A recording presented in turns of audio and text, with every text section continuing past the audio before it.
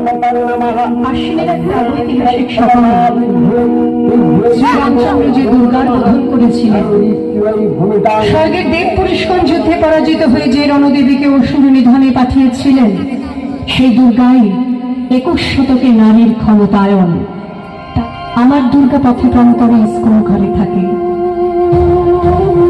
আমার দুর্গা বিপদে আপদে আমাকে মা বলে ডাকে। আমার দুর্গা আত্মরক্ষার শরীর পূর্বে মন্না। আমার দুর্গা নারী গর্ভের রক্ত মাংস কন্যা। আমার দুর্গা কাস্তে হাতুড়ি আউশ ধানের মাঝে। আমার দুর্গা ত্রিশূল ধরেছে স্বর্গে এবং মর্তে।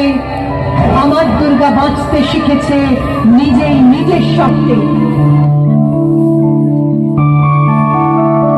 মধুকৈটা বিধ্বংসী বিধা